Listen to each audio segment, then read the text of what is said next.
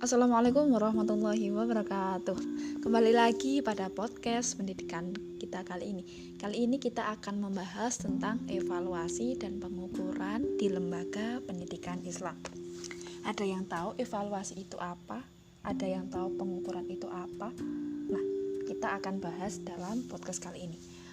Nah, evaluasi pendidikan Islam itu diartikan sebagai kegiatan penilaian terhadap tingkah laku dari lembaga pendidikan Islam dalam melaksanakan proses-proses pembelajaran atau dalam halnya ini yaitu kegiatan itu dievaluasi baik itu dari tingkah laku peserta didik, baik itu dari tingkah laku dari gurunya, seperti itu. Nah, itu diambil dari keseluruhan aspek mental, psikologis, dan spiritual dalam pendidikan, namun tentunya tidak hilang dari tolak ukur sesuai yang telah direncanakan dalam Al-Quran dan hadis. Beda halnya dengan pengukuran. Kalau pengukuran itu adalah pemberian angka yang diberikan kepada suatu lembaga.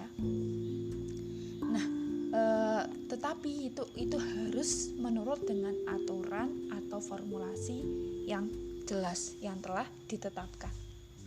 Nah, tentunya evaluasi dan pengukuran di lembaga pendidikan Islam ini tidak lepas dari adanya tujuan. Apa sih tujuannya? Nah, tujuan itu telah dijelaskan salah satu tokoh yaitu Anas Sudiono bahwa secara umum tujuan evaluasi ini untuk mencari informasi dan bukti-bukti tentang sejauh mana sih kegiatan yang dilakukan, apakah telah mencapai tujuan.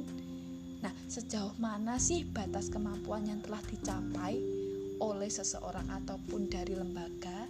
Nah, ada juga tujuannya untuk mengetahui sejauh mana efektivitas, cara, serta proses yang ditempuh ataupun proses yang telah diimplementasikan untuk mencapai tujuan tersebut. Nah, dari tujuan itu pasti tidak lepas dari apa sih fungsinya dari adanya evaluasi, adanya pengukuran. Maka ada beberapa fungsi. Yang pertama, untuk mengetahui sejauh mana hasil yang telah dilaksanakan, kemudian sejauh mana apakah ada pengubahan ataupun pengembangan dari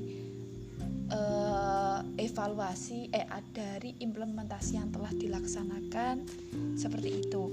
Nah, untuk melaksanakan evaluasi dan pengukuran ini harus ada prinsip-prinsipnya.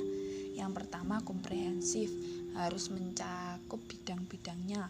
Kemudian adanya komparatif, harus dilakukan secara bersama-sama, tidak sendirian. Kemudian kontinu itu secara terus-menerus dalam melaksanakan programnya, tidak setengah-setengah. Kemudian objektif, sesuai dengan kenyataan yang ada, tidak mengada-ngada, tidak menghayal. Nah, kemudian kriterianya itu valid itu sesuai data yang ada, serta evaluasi itu memberikan fungsional ini untuk digunakan untuk perbaikan, memiliki fungsi atau memiliki kegunaan dari adanya evaluasi, dapat memberikan efek positif lah dari adanya evaluasi dan pengukuran tersebut. Nah, dari hal ini maka kita ambil bahwa evaluasi dan pengukuran di lembaga pendidikan Islam itu sangatlah penting untuk mengetahui sejauh mana sih lembaga itu dapat mengimplementasikan. Nah, dari sini cukup sekian podcast materi tentang evaluasi dan pengukuran di lembaga pendidikan Islam. Apabila ada kurang lebihnya, kami selaku pembicara kami mohon maaf. yang sebesar-besarnya. Kami akhiri, ihdinas shiratal mustaqim. Wassalamualaikum warahmatullahi wabarakatuh. Salam pendidikan.